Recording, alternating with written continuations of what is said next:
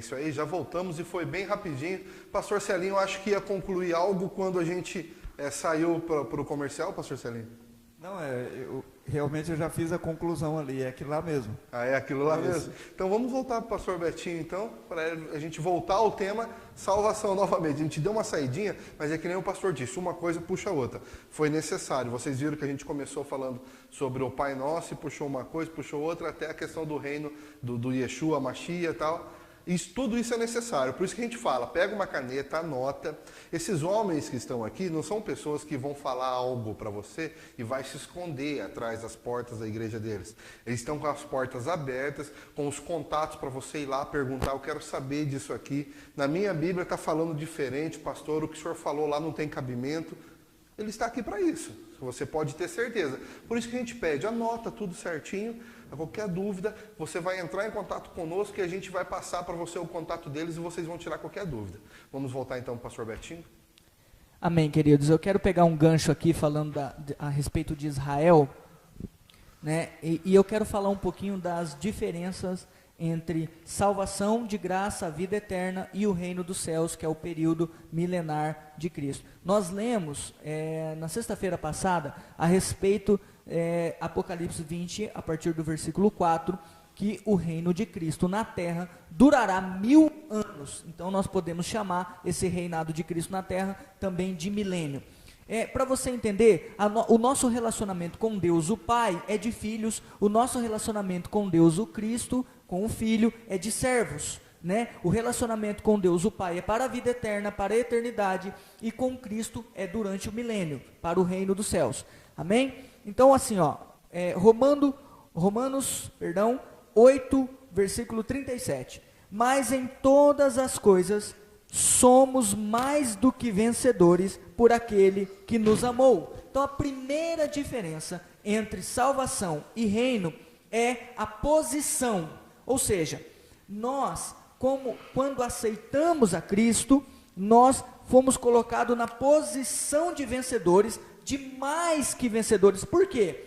Porque o mais que vencedor é aquele que não precisou lutar para conquistar o prêmio, para conquistar o presente. Ou seja, Jesus se esvaziou da sua glória, Ele morreu em nosso lugar, Ele foi para a cruz para nos salvar. Ou seja, tudo foi Ele quem pagou e nos deu gratuitamente o presente, que é a salvação. Então nós obtivemos o presente de forma gratuita, apenas pela fé. Então nós somos mais do que vencedores. Só que você pode ser mais do que vencedor e ainda assim viver como um derrotado. Ou seja, você pode estar numa posição legal de ser mais do que vencedor e ainda assim viver como um cristão, crente em Cristo, mas um derrotado. Viver uma vida desestabilizada na área financeira, emocional, conjugal, viver circunstâncias adversas na sua vida o tempo todo, né? Não conseguir deixar o pecado. Ou seja, a posição em ser legal e ser experimental é diferente. Eu posso ser mais que vencedor, mas não experimentar essa verdade na minha vida. Então o reino, a salvação, nos deixa em posição legal, mas o reino faz com que nós experimentemos isso, ser mais do que vencedores. Ou seja, à medida que você conhece o evangelho do reino, à medida que você aplica as palavras do Senhor Jesus na sua vida, você começa a experimentar a vida abundante de Cristo, irmãos. Ninguém que aceita o Senhor Jesus como Senhor e Salvador e não passa a cumprir os princípios da palavra, pode experimentar uma vida abundante. Ninguém, somente, e você percebe que na igreja, crentes com 10 anos de convertidos estão na igreja e ainda não estão experimentando a vida abundante, ainda não estão experimentando o reino dos céus em sua vida. E você percebe crentes que chegaram ontem, 1 ano, 2 anos de convertido, mas entregaram de coração, buscaram a Deus e a sua palavra, conhecer as escrituras e estão vivendo uma vida muito melhor do que esses outros crentes que com mais tempo de convertido. Eu quero deixar claro para você aqui, quando Deus mandou Moisés é uma figura de Cristo, é um tipo de Cristo, não estou falando que ele é o Cristo, me entendam, ele é uma tipologia de Jesus. Moisés tirou o povo do Egito, e levou o povo com o objetivo de ir até a Canaã. Então entenda, o propósito de Deus ao libertar o seu povo do Egito, não era simplesmente tirar o povo do Egito, mas era dar ao povo uma terra que mana leite e mel, para que o povo pudesse experimentar a abundância de paz e prosperidade. Esse é o desejo de Deus para nós. O tirar o povo do Egito, o libertar o povo do Egito, está ligado à salvação. Entrar na terra está ligado ao reino. Isso é muito legal, porque para sair do Egito, o povo precisou apenas crer em Moisés e segui-lo. Agora, para poder entrar na terra, não foi assim. E a Bíblia declara que os que saíram acima de 21 anos, somente 2 puderam entrar na terra prometida. Até mesmo Moisés não pôde entrar na terra prometida, porque ele feriu a rocha quando Deus mandou ele falar com a rocha. Ou seja, Deus exerceu juízo no próprio Moisés, para que ele não desfrutasse da terra, porque ele feriu a rocha, ele fez o que Deus não mandou. A Bíblia diz assim: nem todo o que me diz Senhor, Senhor, entrará no reino dos céus, mas somente aquele que faz a vontade de meu Pai. Olha, meu irmão, percebe, quando eles saíram e chegaram diante de Canaã, Deus mandou 12 homens, grupos de 2 em 2, a espiar a terra. Somente um grupo, Josué e Caleb, voltaram com um relatório bom diante daquilo que eles viram. Os outros grupos deram um relatório ruim, murmuraram contra Deus, pecaram contra Deus, e por isso toda a congregação de Israel voltou para o deserto, e a maioria deles foram mortos no deserto e não puderam obter a promessa. Uma coisa é ser salvo, outra coisa é obter a promessa do reino dos céus. Eu quero dar outro exemplo para ficar mais claro ainda para você. Vamos supor que eu sou um pai e tenho um filho, e o propósito do meu coração é levar o meu filho ao shopping. E aí eu chego para o meu filho e falo: filho, eu vou te arrumar, porque eu quero te levar para o shopping. O propósito do meu coração é levar o meu filho ao shopping. Enquanto eu estou me arrumando para ir ao shopping com o meu filho resolve sair lá fora, e ele vê as crianças brincando, e ele resolve brincar na terra, na lama, e ele se suja todo, e ali brincando, porque ele está se entretendo ali, e aí eu chego para ele para levá-lo ao shopping, mas eu vejo que ele está todo sujo.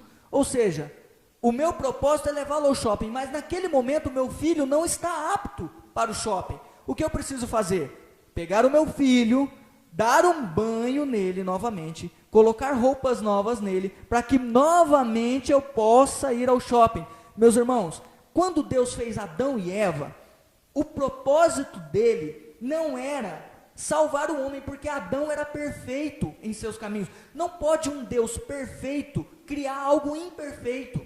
Então a salvação não é o propósito original de Deus para o homem, para a humanidade. A salvação não é o propósito eterno de Deus. Por quê? Porque chegará um tempo em que não haverá mais salvação. Chegará um tempo em que o período da graça acabará e não haverá mais salvação. Quem creu em Cristo creu, quem não creu será condenado. Entende? Então, percebe, eu pego o meu filho, vou dar um banho nele.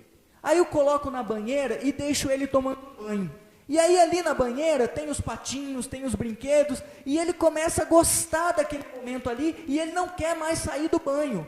O meu propósito foi frustrado, porque o meu filho não quis sair do banho, mas o meu propósito era levá-lo ao shopping, mas ele ficou tão entretido ali, que ele não quis sair do banho. Tem muitos cristãos querendo somente a salvação e não querem ir ao shopping, não querem cumprir o propósito de Deus, não querem o reino dos céus. Não basta a salvação. Quando você diz que ser salvo, basta apenas ser salvo, você está desmerecendo aquilo que o Senhor deseja, aquilo que o nosso Pai deseja para nós, que é o reino dos céus, quer que você reine com Ele, quer que você desfrute de uma vida abundante. Então o meu propósito era levar o meu filho ao shopping, mas ele quis ficar na banheira brincando, ou seja, ele quis ser apenas salvo. Então salvação é uma coisa, a posição de salvação é uma coisa, e o reino dos céus é outra.